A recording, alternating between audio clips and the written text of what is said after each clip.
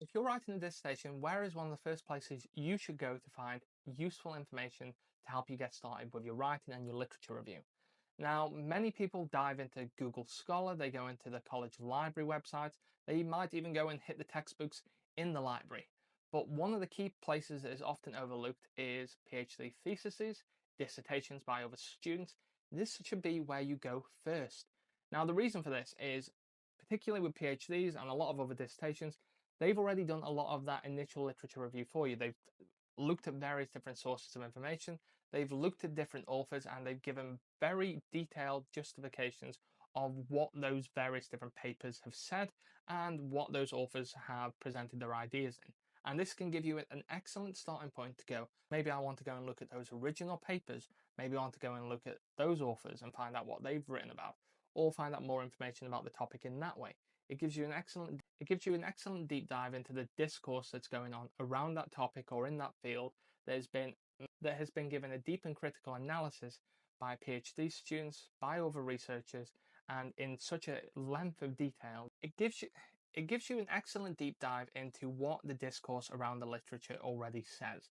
For argument's sake, if you're doing education research and you're looking at various different learning theories, 9 times out of 10, a lot of these literature reviews that PhD students will have conducted will give you an idea of what those different theories have looked at a surface level and how it applies to their work.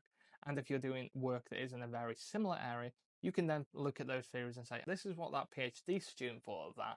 But now, how does that make me interpret that information? Should I go and look into those particular theories as a starting point and give myself more of an insight into those particular areas? When you go into that original information that they've cited, do you find that you have similar levels of thoughts that they've had, or do you have contradicting opinions? And as a result, you think, I don't necessarily agree with you there, and this makes me think it should be this type of theory for this reason.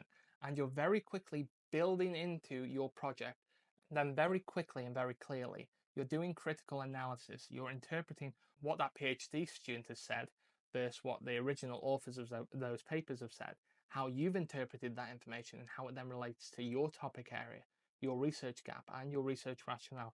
And this is really what helps you develop your dissertation, your writing style, and that overall narrative that you're going to try to convey in your overall research project.